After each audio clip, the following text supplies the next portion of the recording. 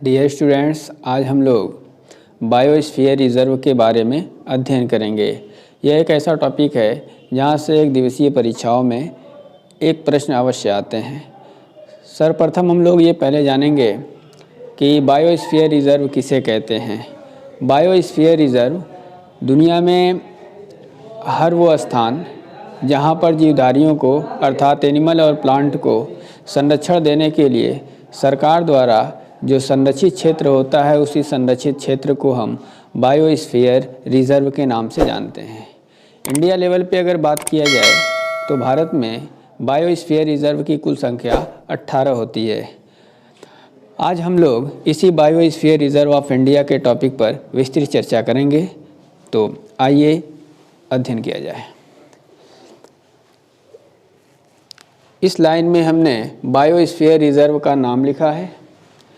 इस लाइन में हमने इनकी स्थापना का वर्ष और यहाँ पर लोकेशन और यहाँ पर इनका क्षेत्रफल लिखा है। पहले बायोस्फीयर का नाम है नीलगिरी। इसकी स्थापना 1986 में हुई थी और यह लोकेशन जो इनका है तमिलनाडु, केरल और कर्नाटक का एरिया पड़ता है और इनका टोटल जो क्षेत्रफल है 5520 वर्ग किलोमीटर है। दूसरा हमारा बायोस्फीयर रिजर्व है नंदा देवी। इसकी स्थापना 1988 में हुई और इसका लोकेशन उत्तराखंड में है और इसका कुल क्षेत्रफल 5860 वर्ग किलोमीटर होता है। नोकरेक स्थापना का वर्ष 1988 है और ये मेघालय में स्थित है और इसका जो टोटल क्षेत्रफल है वो 820 वर्ग किलोमीटर है। ग्रेट निकोबार 1989 में इसकी स्थापना हुई थी। अंडमान और निकोबार द्वीप समूह में स्थित है ये और इसका कुल क्षेत्रफल है 885 वर्ग किलोमीटर। मन्नार की खाड़ी स्थापना का वर्ष है 1989। लोकेशन इनका है तमिलनाडु में और इनका कुल क्षेत्रफल है 10,500 वर्ग किलोमीटर। मानस 1989 में स्थापित किया गया था। इसका लोकेशन है असम और इसका जो टोटल क्षेत्रफल है 2837 वर्ग किलोमीटर है। अगला है हमारा सुंदरवन। इसकी स्थापना भी 1989 में हुई थी। इसका लोकेशन है पश्चिम बंगाल में और इसका जो क्षेत्रफल है 9630 वर्ग किलोमीटर में ये फैला हुआ है।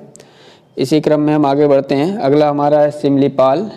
1994 में इसकी स्थापना की गई थी और इसका लोकेशन है उड़ीसा में और इसका जो क्षेत्रफल है वो है 4374 वर्ग किलोमीटर। अगला है डिब्रू सोखवा। इसकी स्थापना 1997 में हुई। इसका लोकेशन है असम में और इसका जो टोटल क्षेत्रफल है 5112 किलोमीटर। अगला है देहांग दिबांग। इसकी स्थापना का वर्ष है 1998। अरुणाचल प्रदेश में इसका लोकेशन है। इसका जो टोटल क्षेत्रफल है 4981 किलोमीटर। पंचमढ़ी 1999 में इसकी स्थापना हुई थी। इसका लोकेशन है मध्य प्रदेश और इसका कुल क्षेत्रफल है 3500 वर्ग किलोमीटर। इसी क्रम में आगे चलते हैं हम। अगस्था मलाई। इसकी स्थापना 2001 में हुई थी। केरल और तमिलनाडु इसका लोकेशन है और इसका जो क्षेत्रफल है वो आपका है 2620 वर्ग किलोमीटर। इसी क्रम में खगनडेजांग। इसकी स्थापना 2000 में हुई थी। लोकेशन है इसका सिक्किम और इसका जो टोटल क्षेत्रफल है 3835 किलोमीटर वर्ग किलोमीटर है। अमरकंटक स्थापना 2005 में हुई। लोकेशन मध्य प्रदेश छत्तीसगढ़ है। इसकी जो टोटल क्षेत्रफल है 12454 वर्ग किलोमीटर है। इसी तरह से कच्छकारन 2008 में इसकी स्थापना हुई। लोकेशन है इसका गुजरात में। इसका जो टोटल क्षेत्रफल है आपका 7770 है। इसी क्रम में शीत मरुस्थल। इसकी स्थापना 2009 में हुई। ये है हिमाचल प्रदेश में।